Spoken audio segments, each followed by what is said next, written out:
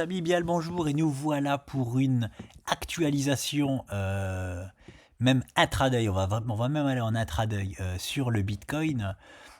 Alors, pour moi, voilà, on commence de haut, toujours en hebdo, hein, parce que le vrai scénario du Bitcoin, il est en hebdo, hein, c'est-à-dire en semaine.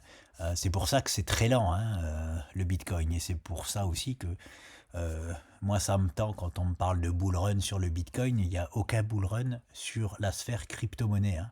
Voilà, on peut dire ça se réveille, oui. Le Bitcoin s'est réveillé depuis la zone là, oui. Bien sûr, il s'est réveillé juste. On n'est pas du tout en bull run, hein, et moi, ça me tend quand les gens me disent ah, soit on est en bull run ou soit le bull run va commencer. Non, enfin, ce que je veux dire, c'est que vous n'avez pas encore assez étudié les choses et vous avez tout simplement pas étudié la base, c'est-à-dire depuis la création du Bitcoin, il n'y a jamais eu de bull run sans halving. Voilà. C'est pour ça que je suis tranchant avec ça. Ça ne s'est encore jamais passé.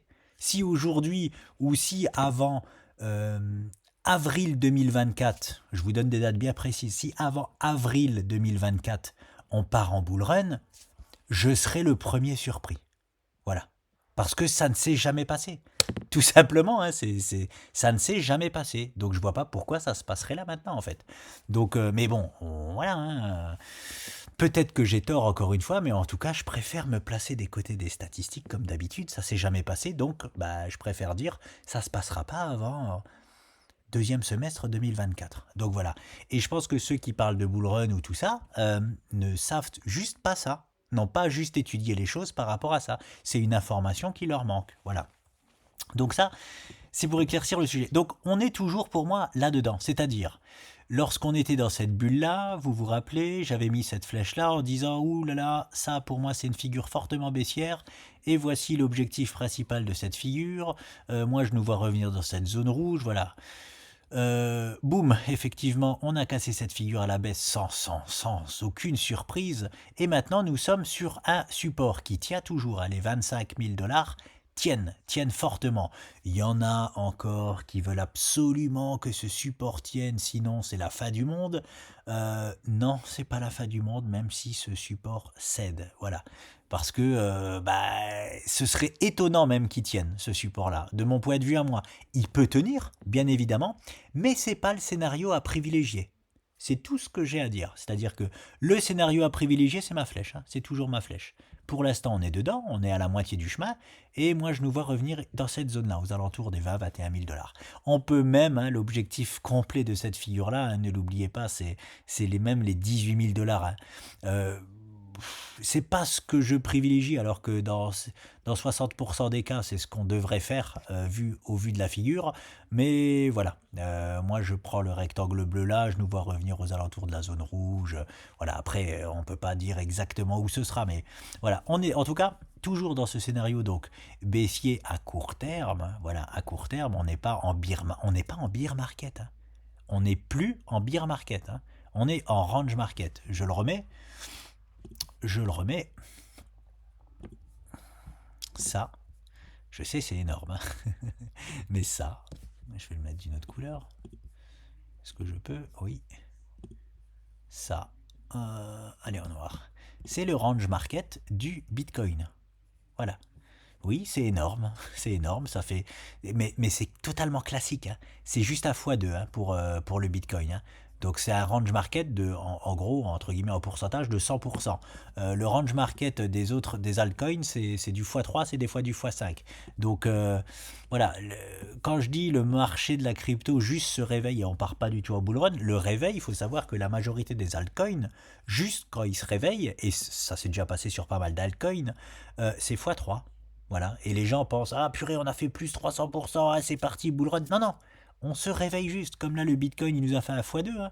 Et on est parti de 15 000 dollars. Hein. On est monté à 32 000 dollars. On a fait un peu plus que x2. Ce n'est pas le bull run, c'est juste le réveil. Voilà, c'est juste pour arrêter le bear market. Et maintenant, on est en range. On va maintenant dans les time frames inférieurs.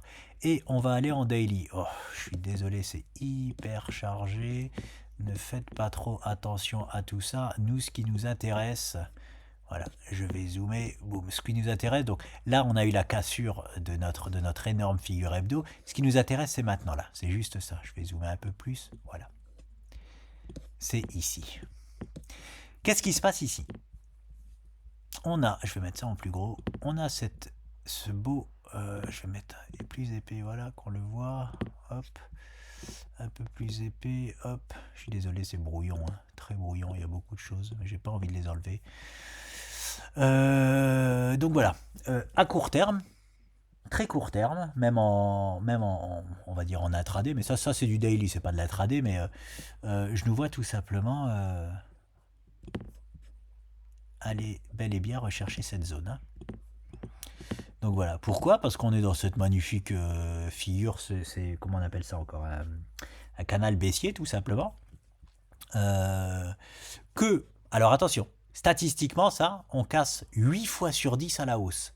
Mais déjà, il n'est pas fini, il n'est pas mature comme on dit.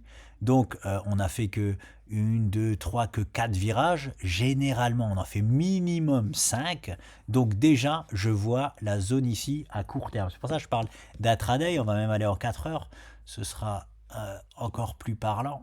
Hop, on a notre zone toujours, voilà. En 4 heures, c'est encore plus parlant.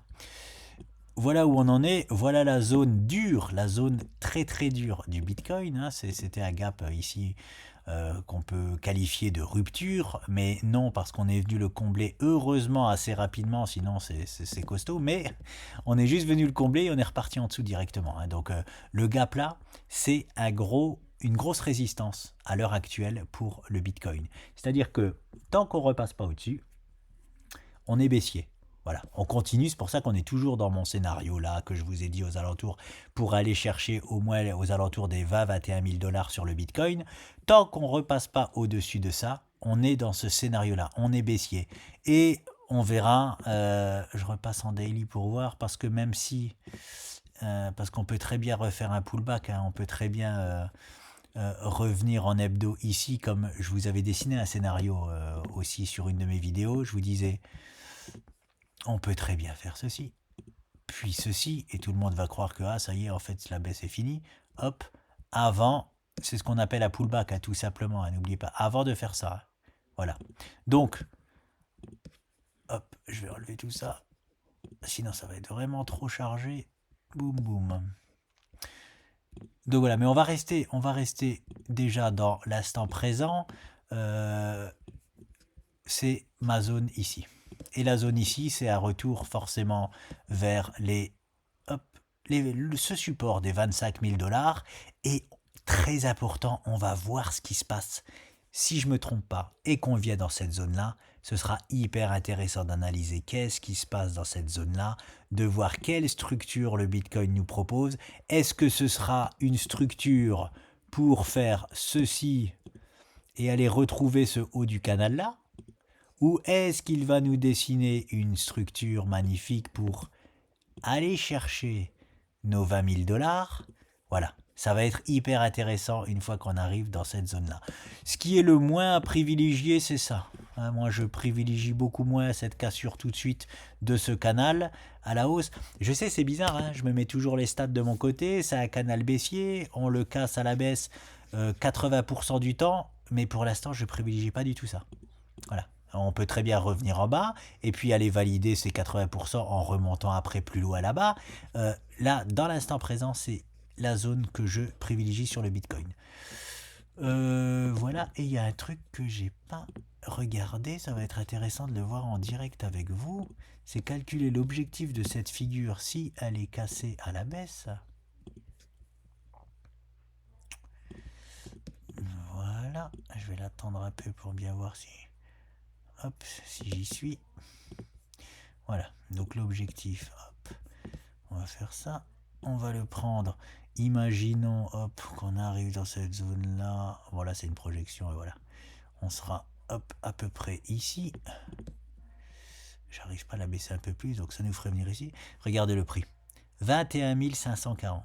C'est-à-dire que l'objectif de ce canal baissier-là, si jamais on le casse à la baisse, ce qui n'est pas dans les probabilités normalement, mais je ne sais pas pour... Enfin, si, je vais vous dire pourquoi. En tout cas, l'objectif de ce canal-là, si on le casse à la baisse, est justement les 21 500 dollars. Donc là où j'attends le Bitcoin depuis le départ. Donc voilà.